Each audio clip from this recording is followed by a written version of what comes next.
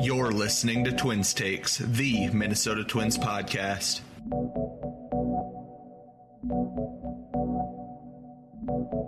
Play ball! And welcome back into Twins Takes. I'm Troy, alongside Twins Central, Falvey's Mattress, and Twins Insider. We have a full crew today, and we're coming off the Twins winning a series in against Boston at Target Field. Guys, how are we feeling? Feeling good. It was a good series win. That's 3 series wins in a row, so pretty excited. It sucks that we went out with a loss, but to win those first 2, especially against Crochet, feels very good. I'm feeling great. We've got our cheating scandal, and it has not been discovered yet. As long as that goes, I'll be happy. I'm doing good too. Yeah, it was good to take the first 2 of the series. Sadly, today was less good, but still good to stack series wins. There's also plenty of news that came out of the series. Breaking news. Well, I got some bad news for you. Extra. Good news, everyone. It's time for the news. So starting off, the Twins, of course, went 2-1 against Boston this week, and in their stretch of 15 games in 15 days, they've gone 10-5, and that means that the Twins are one of just 2 teams in the American League currently with double-digit wins. The only other one is a team, unfortunately, in the Twins division in the Guardians, and that's still atop the entirety of the American League. Guys, we were talking just about a few weeks ago where the Twins would even be over 500, and now they're atop the American League all of a sudden. Yeah, I mean, obviously the Twins are playing really well right now, maybe the best they'll play all year, but to me, this says more about the rest of the AL. Just you look at the standings, which some think you shouldn't do until Memorial Day. I strongly disagree with that. You look at those standings and you just see teams that are really struggling. The Astros are the worst team in the AL. That's the Carlos Correa effect. And the entire AL East as a whole, which the Twins have seen 4 of those teams now, I think they're all struggling pretty hard right now too. Yeah, the entirety of the American League struggling has really been an interesting topic for early on this baseball season. Really, you have teams like Toronto, the pennant winners, who have really struggled out the gate with injuries, and that's a team the Twins did beat on the road in the series. Teams like Boston have slowed off the gate. The Yankees got off to kind of a good start, and they've really slowed down since then. And the Twins have been able to so far take advantage of the rest of the pack struggling. Also taking place this week, Byron Buxton breaking the all-time Target Field home run record. He set that on Monday, his first home run of the year. He has 85 career home runs at Target Field. That broke Max Kepler's record that he held previously. And yesterday, Byron Buxton also had his 18th multi-home run game of his career. Congrats to Buck. He really has gotten off on a rhythm this week, I think, but we'll talk a little bit about that later. Also, Andrew Morris, the Twins are supposedly trying to keep him in the long reliever role, which he did a decent job at on Sunday against the Blue Jays. And we'll also talk a little bit about that later. And also, Paul Molitor made his debut in the Twins TV booth this week. I just wanted to hear your guys' thoughts on the former Twins manager being in the booth. I think Molly's always really interesting. He has a unique eye for the game. The way he played, he was a great hitter and a great base runner. So he always has insight on those aspects of the game. He has good chemistry with Corey. Then I also always like listening to Glenn Perkins, who was also on TV this week. And it was kind of too bad that Molitor wasn't there for the Blue Jays series, given his connection to Toronto. But I always like Paul. Yeah, I've listened to Molitor a little bit on the radio side. He did do the radio in that Blue Jays series that Insider mentioned. Then he's going to be on next week as well for the road trip. I thought he had good chemistry, like Insider said, with Provis, with Perkins. Perkins is probably my favorite announcer, and I really like the duo this week. So hopefully we see more Molitor going forward. And I cannot speak to Paul Molitor because I was actually at most of the games this week, and the attendance was pretty good. I will say from being there was a lot of Sox fans there. I think they travel pretty well. But Monday's attendance, we had about 14.5 thousand. Tuesday, we got up to 16.2 thousand. And Wednesday afternoon game, the announced attendance was just over 21,000. So fans are starting to come out and support Tom Pollad's team as they keep on their winning ways. Yeah, I thought the attendance was a little bit better this week compared to previous weeks and compared to how we expect the attendance to be. Obviously, it's still not that much considering there's still a little bit of this hatred towards the Pollads, but that's another conversation for another day. And now going into the baseball this week, the Twins, of course, hit 11 earned runs off of Garrett Crochet in just an inning and 2/3. absolutely crazy second inning. One of the craziest stretches of offense I've seen for any team, really, especially against a pitcher of Crochet's caliber. Just what was your guys going through? What were you guys going through that during that kind of wild stretch of offense? I was just thinking back to all the times that all of us said how this team would struggle to hit lefties, how they had no chance to hit lefties, they had no chance to hit Scooble, no chance to hit Crochet. This is baseball. At its best, it's unpredictable and it's very fun. And I remember thinking during that Crochet game that this was the best I've seen the Twins hit since 2019, and it's not particularly close. Yeah, and I know a slogan that Derek Shelton has had this year is hunting the good. I thought it was really interesting. We drove in 6 runs on 3 consecutive pitches. We started out with Jeffers RBI single, which led to the Josh Bell opposite way RBI, 2 RBI double, and then on the third pitch, Caratini hit a 3-run shot. 3 consecutive pitches off Crochet, 6 runs. That is a recipe for success. Yeah, and the homers that the Twins hit off Crochet, they weren't cheapies at all. They were majestic, moonshot types between Kreidler and Caratini. It seemed like the Twins, obviously they have a play in every game going in against the opposing starting pitcher, but they were really hunting inside pitches. It seemed like the Red Sox broadcast, which I listened to a little bit, was really talking about how they were executing the game plan well. So, they beat Scooble last week. They beat Valdez. They beat Crochet earlier this week. If you would have told us that they would have won just one of those, I think we all would have taken it. The fact that they won all 3 is just remarkable in some ways. Yeah, I tweeted this out during this stretch. I was just absolutely speechless. I couldn't really get out words to describe what was happening, especially after the Caratini home run. It just left me, I was literally standing in my apartment, standing there, like literally could not move for 5 minutes because of just how shell-shocked I was that there was 10 runs on the board against one of the best pitchers in the American League, what I would consider the best lefty in all of baseball. But now Crochet has a crooked number on his record, and there was an interesting tweet that came out where it's like Garrett Crochet has to give up a certain amount of runs just to get his ERA around 3, which is just insane to think about. That an inning and 2/3, giving up that many runs can completely kind of change your statistical outlook on your season. Yeah, the Twins basically ended Garrett Crochet's Cy Young candidacy. They killed it in the cradle. It's basically not possible for him to get his ERA low enough unless he pitches doesn't give up a run the rest of the year. Yeah, it was just astonishing to watch, really. And I don't think we'll see a stretch like that from any Twins team, even if they're good on offense on paper, in a long time. And now we're going to shift over to Tuesday night's game. The Twins won that game 6-0, where Mick Abel just looked dominant. It was the best outing of his young major league career. In my eyes, 7 innings, 10 strikeouts, 18 first pitch strikes, and he got 15 whiffs. He was just in command, really, the entire game. Tuesday night was a great night for the 2025 trade deadline. Mick Abel, obviously, as you talked about, just dominated. Hendry Mendez had a home run. Alan Roden had a home run. Eduardo Tait had 2 home runs. So you definitely saw the vision of this organization play out on Tuesday night all across the system.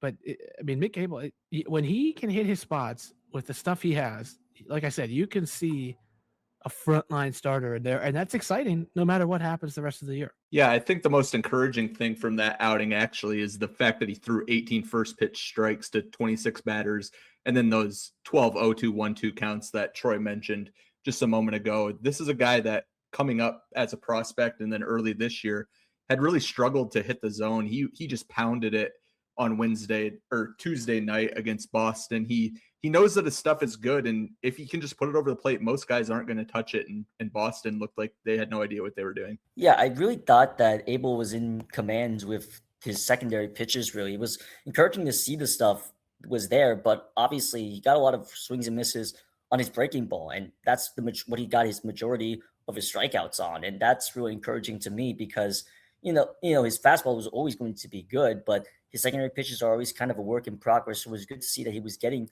a lot of whiffs based off the breaking ball.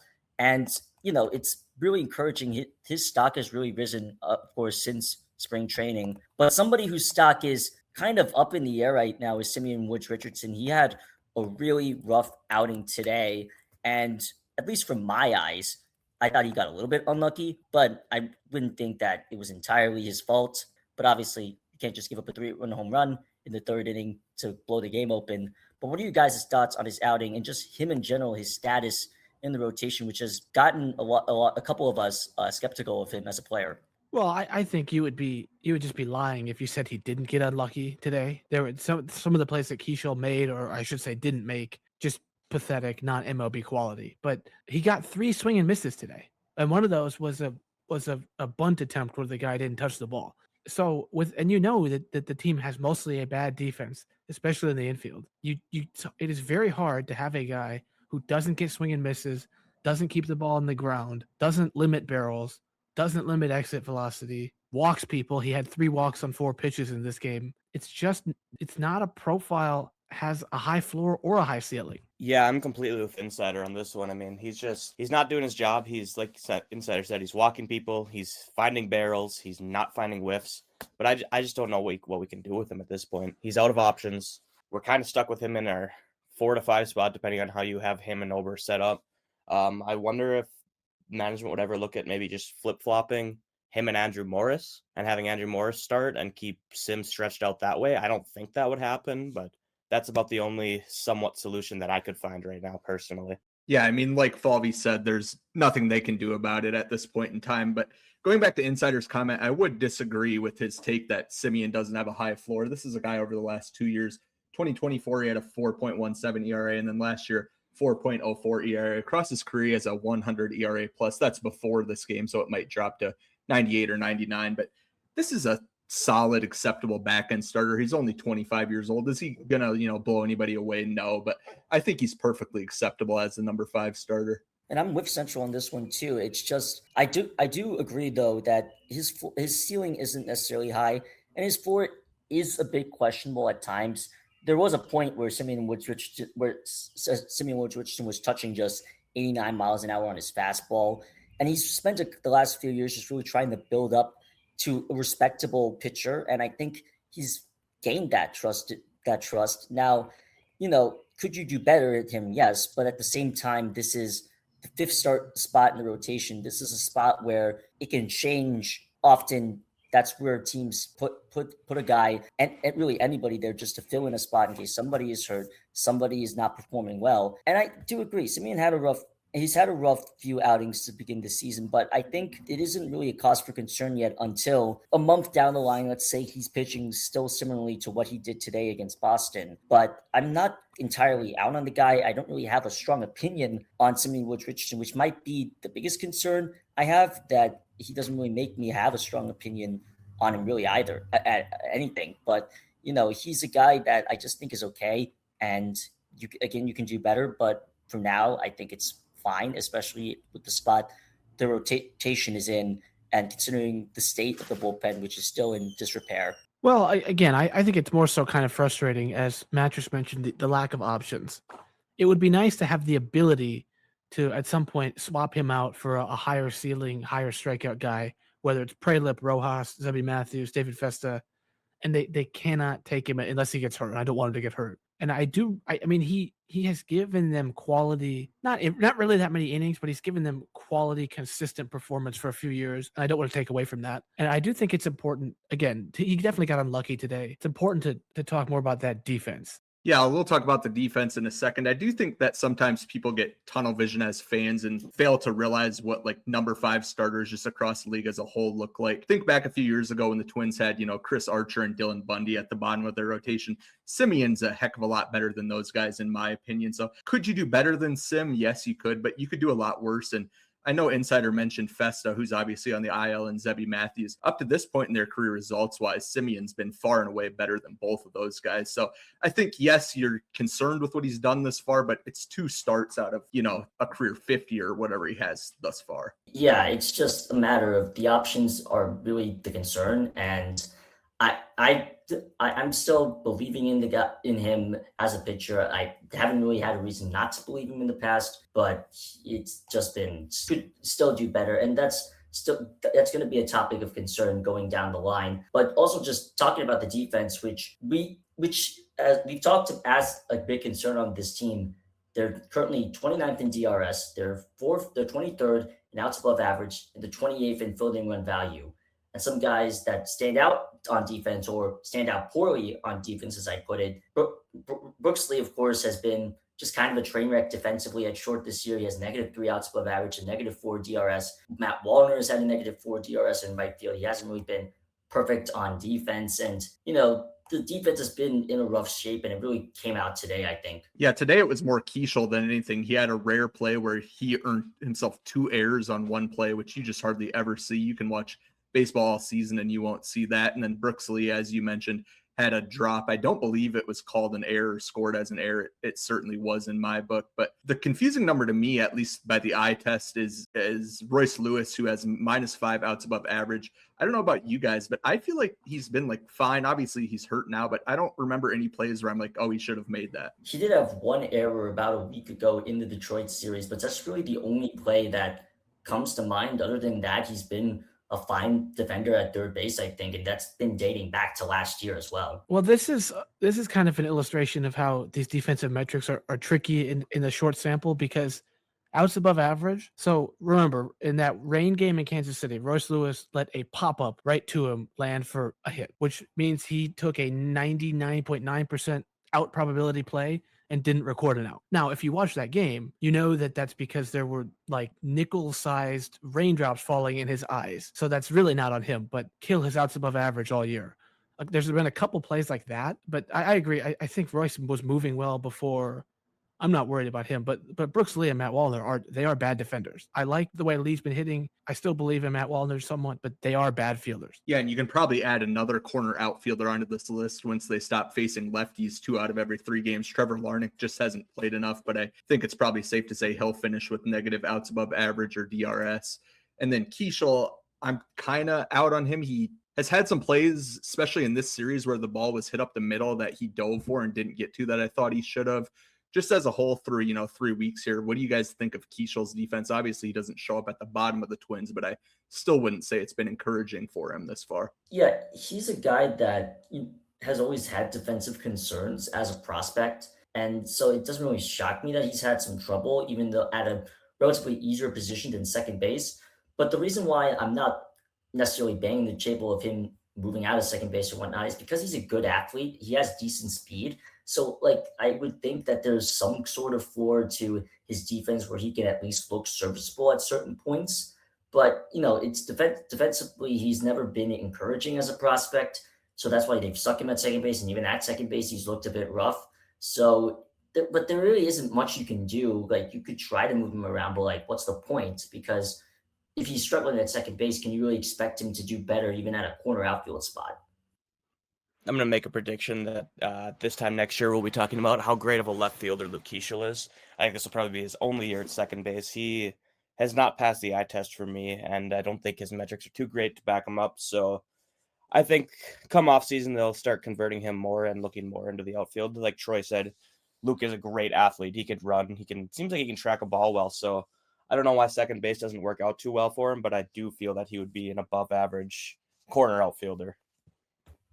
Yeah, I think, the athleticism being there significantly raises the floor of his defense, which isn't really great in the sense, but still there's a chance that he could be a good defender. Not saying that he will be, but there's a chance. Some other things that are interesting to note upon: every hitter that has played for the Twins have now hit home runs, except for James Outman, who does not have a hit at all. He does have a couple walks. He did get on base today, but he does not even have a hit. Anthony Banda has been the low leverage lefty, which has been a sort of debate on this pod, but now he's given up 9 runs and 9 hits allowed in just 3 1/3 in his last 3 games. So there's a chance that he might be the first reliever to be DFA'd off the 40-man roster. Cody Clemens currently leads the team with 4 stolen bases. I don't really have an explanation for that, but he leads the team in stolen bases. And Ryan Kreidler has 2 home runs now. He hit 2 home runs this series against the Red Sox, one off of Crochet and one in the 9th inning of today's game. Now, this has led to an interesting note that with Outman not hitting, could he stay on the roster when Royce comes up eventually? Well, I would be interested in that. Kreidler has played center. He did it in spring training. He looked kind of good. And one way to help your defense would be to have Ryan Kreidler playing a lot at shortstop, center field, second base, at these higher leverage defensive spots, because if he can hit it all, he is probably their best defensive player. Yeah, I think he probably is their best defensive player. The only other argument would be Buxton, but obviously he's on down the aging curve a little bit. I do think the Outman case is somewhat interesting. Obviously, you'd rather have the right-handed hitter with all the lefties that the Twins have available to them. So that would be one point in Kreidler's favor. I do wonder how long Outman can just, go hitless here. Obviously, he's not playing a lot, but at some point he has to do something when he is given those opportunities. So I think if Royce comes back a week from now and Outman still doesn't have a hit, it has to be strongly considered. Yeah, and Kreidler's swing has looked really good in my eyes. I know that doesn't really note that much, but he has looked good. He has looked good, at least when he's connected the ball to bat. That's just in my eyes. But now we're going to go into our series takeaways. My takeaway personally is that the offense and the starting pitching has been in a rhythm. It's been in a rhythm for over a week at this point, but is this just a blip in the season? Can this consistently keep going? One could stay could stay hot throughout the rest of this season, but can both be in synergy together. And that's my main concern. The bullpen, we've already talked about enough. I don't want to keep talking about it, but it really is down to the starting pitching and the lineup to win, for the Twins to win games. Yeah, you might not want to talk about the bullpen, but that is my takeaway from this series, is that the Twins have played a ton of not close games down the stretch over the past week and a half. And I still don't really know where the hierarchy in the bullpen is. Obviously, Anthony Bonda's near the bottom, and then Garrett Acton is near the bottom just because he hasn't pitched much for the Twins. His stuff does look good, so I wonder if he could climb that ladder a little bit. But it's hard to tell with how Shelton uses them. One game, Eric Orzi is pitching, in high leverage. The next game, he's pitching in a blowout. I just don't know what to take away from this bullpen right now. My takeaway is that, and like Central said, we haven't had a great ability to evaluate some of these relievers because of the game flow, but we are getting to that point where it's time to start churning the bottom of the roster. Specifically, at some point pretty soon, if he doesn't shape up, Anthony Bonda needs to be DFA'd this could be for a variety of people. You could bring up a John Brebbia. I don't think it would be Marco Raya because he's been kind of bad in AAA. Eventually, it probably should be Zebby Matthews out of the bullpen. But when you assemble a bullpen the way they did, with a bunch of kind of assembling it on the fly for cheap, part of that is some of them are going to suck, and you have to be ready to pull the trigger, DFA, clean house, and churn out the back end of that roster. And we're approaching that time.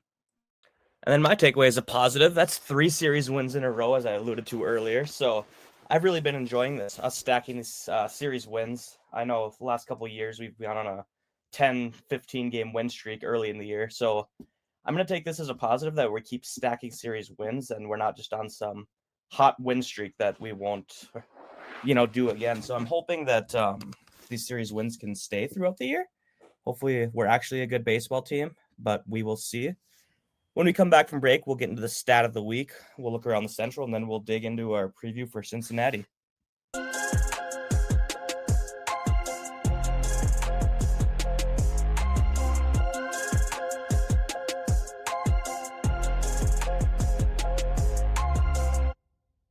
And welcome back into Twins Takes. It's time to talk about our stat of the week, and this was thanks to Declan Goff of his Twins podcast, and what he tweeted out yesterday, which I found interesting. The Twins through Wednesday were slashing 382, 419, 588 with over 1,000 OPS, with 33 hits, 33 RBIs, 1 grand slam. That was a Tristan Gray grand slam, with the bases loaded this season. And they already have more than half the hits they had all season with the bases loaded in 2025 last year. That is an insane stat to me. The Twins have just, in general, had a lot better approach at the plate with the bases loaded, I think, this year. So this being a stat early on, the fact that the Twins are getting chances with the bases loaded, I think, is notable, especially earlier on this year. It means that they're getting guys on base. They're getting chances, even if they're not converting on all of them. They are still they're converting them at a higher than league average rate. Yeah, I mean, listen, we've talked about it before. I mean, we've had base runners on at such a frequent click this year that we're going to get these chances, and so far we've been coming through. I think we expect to see the numbers dip a little bit as we kind of regress to some kind of mean, but just having runners at base and putting ourselves in situations that we can score some runs has been so beneficial to this team, and we've put up so many crooked numbers because of it. I think it's just been fun to watch the Twins play Central Division baseball, which is that when you get guys on, you got to capitalize, you got to drive them in. We've seen the Royals do this, we've seen the Tigers do this, we've seen Cleveland do it. So, like I said, if you want to compete in this division, you have to be able to drive runners in. Speaking of this division, we're going to break down what's gone on with them this week. The White Sox are taking on the Rays this week. They've only played one game so far, and they lost yesterday to the Rays, a team that the Twins lost to in a series. Also, as well, Noah Schultz, a top prospect for the White Sox, made his major league debut. Went 4 1/3, gave up 3 hits, 3 runs, 4 walks, and 4 Ks. Classic major league debut for a guy that is really good as a lefty, but is also has had command issues this season. And the Royals are also playing the Tigers this week. The Tigers won yesterday's contest. They're still due to play. They're playing right now. Jack Caglione just hit a triple right now as I'm recording this, but he's also the only qualified hitter so far in baseball without an RBI, which is interesting to note. Yeah, that seems almost impossible considering they've played almost 3 weeks worth of games here. Cleveland lost the series in St. Louis. They won 1 game, lost 2. Cleveland first basemen are hitting just 176 with 2 home runs so far this year. That's Kyle Manzardo, CJ Kafis, and Rhys Hoskins. Hoskins was obviously a possibility to fill the Twins' void at first base. It's safe to say that they made the right decision going with Josh Bell thus far. Yeah, the switch hitter is always better than the right-handed hitter. I know that Mattress was a big Rhys fan, but like you said, very, very much made the right choice. We should definitely get to the Tigers because they have an embattled first baseman, Spencer Torkelson, who might get replaced by Colt Keith because Colt Keith used to play second base, but up the middle, they are going to be solid for a while because Kevin McGonigal, their top prospect, hit his first MLB home run and signed an 8-year, $150 million extension. They are, of course, currently playing the Royals, and they have 4 at the Red Sox coming up.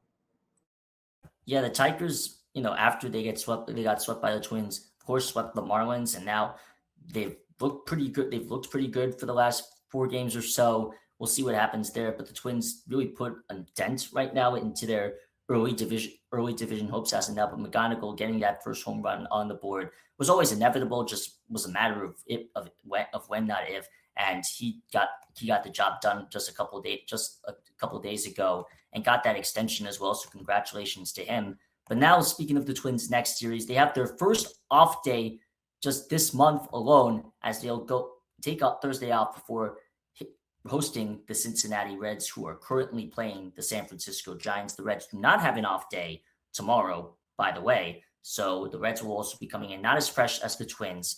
The Reds are currently 27th in run scores. They're 29th in average, 29th in WRC plus, 8th in terms of strikeout percentage, have 17 home runs on the season with 16 stolen bases. Their pitching staff has looked really good, primarily their bullpen. They have the third best bullpen ERA and the best win probability added of any bullpen in the National League. Currently, right now, they are still facing a couple of injuries, including to their rotation. Primarily their ace, Hunter Green's currently on the 60-day. Nick Lodolo's another lefty, is currently on the 15-day IL. So the Reds, right now, they've been really carried by their pitching, not so much by their hitting, which on paper should be a little bit better in my opinion. But speaking of that first game, the Reds will take, and the Twins are playing at 7:10, which is a free ticket for anyone who went to opening day, which I think is a pretty cool promotion that the Twins are doing. Joe Ryan on the mound, of course, against Brandon Williamson. Cincinnati currently has the second worst batting average against fastballs. Do we really think that Joe's going to spam the zone with his fastball a lot on Friday? Yeah, it seems like tailor-made for an outing where Joe throws 50, 55 fastballs and Reds hitters just swing through it the entire game. Williamson is a Midwest guy. He was hurt all of last year. He hasn't been very good thus far, but if you thought the Twins were going to get a break from Southpaws, you were wrong. They faced 2 here in the first 2 games of this series.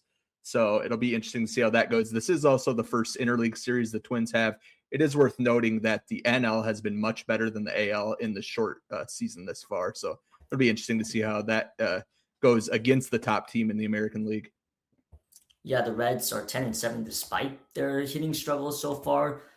Game 2 Andrew Abbott is on the mound for the Reds, another lefty the Twins have to face, an all-star last year. Taj Bradley in his fourth start, and another lefty, which means Matt Wallner has seen a lot of at-bats against lefties this year, and he started to really struggle at the plate just in general. Should we see somebody different here? Is this a spot where Trevor Larnach gets a start, even not just in Saturday's game against Andrew Abbott, but even in Friday's game against Williamson? I think Larnach definitely gets one of those two. In the Blue Jays series, when they had back-to-back lefties, Larnach got one day, Wallner got one day. And yeah, I don't want to judge Wallner too much because in his career, he's fine against lefties. He's a phenomenal hitter against righties. Before I like DFA him, I want to see him face some consistent righties. But Wallner or Larnach, one of those two has to find a way to get it going against lefties because they don't have enough right-handed hitters to face them. They have to have a lefty outfielder in there. It's not going to be Outman, so Larnach, Wallner, the opportunity is there for the taking. Yeah, we talked about the defense a little bit earlier in the show, and going off that, I actually think that I would give Outman at least one start here. I think he probably won't, obviously, but if you're going to send somebody up there that's not going to hit anyway, I'd rather have the best defense on the field, and Outman definitely gives you that. So I'd be interested in putting Outman in right field and just seeing how that goes and giving Wallner a little bit of time off. He has a 43% K rate coming into today's game. He does have an option remaining. If he's bad for like another month here, I wonder if they could send him down and maybe get Roden up here. Obviously, we're a long ways away from that, and hopefully it doesn't happen. They did do something similar in 24. Then he came back and was phenomenal after it. I agree with the Outman. Before the season, I thought they were going to do that because, again, I thought none of the lefties will hit the lefties, so you want to have the defensive guy because Outman is a way better fielder than Larnach and Wallner, but I also thought he would actually mix in against righties as a corner outfielder. But again, if a guy has 0 hits, it's hard to justify a glove first corner outfielder. Yeah, I really thought that James Outman was going to get a little bit more playing time than what he has gotten. Obviously, he struggled at the plate, but just in general, you liked having a defensive first outfielder just in the lineup. And, they've used him as defensive replacement here or there. But, I would think that Outman at least gets a couple more shots to at least see if he has something with the bat. I doubt it, but you have to at least show something before you're going to be immediately on the chopping block. Game 3, the Twins are facing a righty in Brady Singer, who has a 5.6 ERA against Bailey Ober, who generated a lot of strikeouts in his last outing, and it was comfortable because he had a big lead, but he was still just okay in general with the line. Can he finally put it together against a relatively weaker Reds lineup? We had that fastball stat earlier, so that's the one thing that gives me hope that maybe the Reds, even though the velo is down, as has been talked about plenty often, maybe they'll just struggle with 89 just like they do, 95, 96. The changeup is still really, really good. The sweeper got 3 whiffs last time, so the off speed is still working. I do think we're probably due for like a throwback Bailey Ober start here where he goes 6 or 7 innings and allows 1 or 2 runs and gets, 7 or 8 strikeouts. He's been close the last couple starts. He's given up a little bit near the end of the start, but he's getting closer. He looks to me like he's getting stronger. He maintained his velo really well in the last start. I agree with Central. This might be the one where he really breaks out. And that would be really helpful because if Simeon's going to struggle a little bit, having 4 guys you really trust, that could kind of insulate the bullpen. I do wonder with the first 2 games here being Joe Ryan and Taj Bradley, guys that you hope are going to go deep into the game. Andrew Morris hasn't pitched in the last 3 days. Obviously, they have the off day tomorrow, and then they have an off day following this Red Series, so they play just 3 times over the next 5 days. I wonder if Ober goes 5 innings and they pull him no matter what and give Andrew Morris, the 6th, 7th, 8th inning to see how that goes, how he fares in a piggyback role. It seems like something that makes sense on paper. Yeah, they tried that with Abel early on in the year when they had an off day. They had anticipated an off day after the Orioles series, and they could afford to do that. But I think like here it makes a little bit more sense. You start Ober for 5 or 6 innings and then Morris comes in. It really doesn't really matter what the situation is. The Twins could be up 8-1, they could be down 8-1, it could be a close game, but you want to see at least what Morris can do, especially still working on a normal, starter's workload that he's used to at AAA. So it would be interesting, and his stuff looked really good in his appearance in Toronto. But he's still a little bit unproven. You don't want to stick him in as a reliever or starter yet. This piggyback role will be perfect for him to get adjusted to the big league level, in my opinion. I think he also can kind of serve as insurance for, like, he came into Taj Bradley's last start because he was kind of inefficient, Bradley was. So Morris serves as insurance for either a blowout, and then if Ryan or Taj are blowing out or getting blown out, he can do 3 or 4 innings there. And then if you win those games at close games, I think, he'll be handy. He'll be handcuffed with Ober. I do want to mention as we're doing this, Sal Stewart, the rookie, has hit his 7th home run. Now he's now hitting 333 with a 1.196 OPS. He's been off to an incredible start.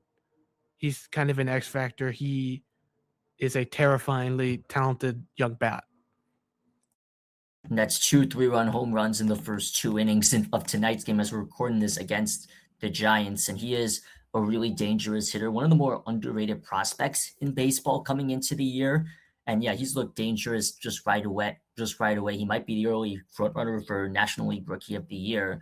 But that's an issue that the Twins will have to face all series long. Now that's going into our series predictions. Just an update onto our prediction standings. I'm in the lead at 4-2. Central and Insider are tied at 3-3. And Will is at a lowly 1-5. But into my predictions, I think the Twins go 2-1. I think this isn't an unreasonable take. The Twins are playing really good baseball as of right now. They're facing, starters that have gone off to slow starts this year. And with a fastball-heavy Joe Ryan and Taj Bradley, and even Bailey Ober, I think the Reds, who have struggled to hit fastballs this year, will struggle this series against the Twins. The Reds will probably steal one, I think, either in Game 2 or Game 3. But with the Twins playing red hot baseball in their standards right now, especially on the offensive side of the ball, I think, the fans might show up this weekend as well with how good they've been playing recently. So I think the Twins win this series 2-1, maybe even sweep, but I'm not going to that far yet. Yeah, I also have this one at 2-1 in favor of the Twins. I'm really curious to see where the attendance number lands on Friday with the promotion. The weather looks like it's not supposed to be great, but hopefully fans come out and support the team. I think Friday night's about as big of a pitching mismatch as you'll get in Major League Baseball. So I think they'll win that one and then split the other 2. I was talking about how much I like stacking wins and not going on a 13-game win streak. So naturally, I'm going to say that the Twins are going to start a 3-game win streak, and we're going to go 3-0 against the Reds this series. We're playing good ball. We've got our second home opening day on Friday, as we have alluded to. So good vibes all around. Hopefully the weather, stays decent, and there's butts in seats, and I think we're going to keep playing good ball. 3-0 is my prediction.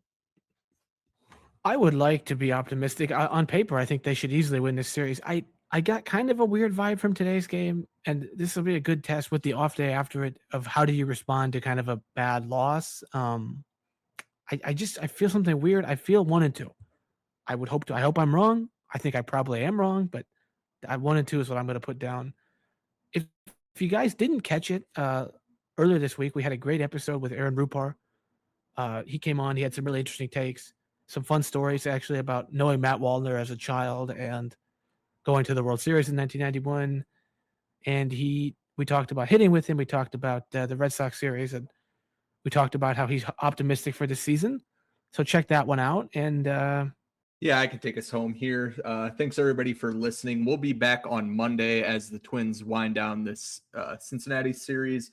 Like and subscribe wherever you're listening to this. It helps the channel out. And then follow on Twitter at Twins Takes Pods. I will be posting shorts here, whether it's me or somebody else, recapping exciting moments or roster moves that are bound to happen. See you guys Monday. Thanks for listening. For Troy, Falvey's Mattress, and Twins Insider, I'm Twin Central. Bye-bye.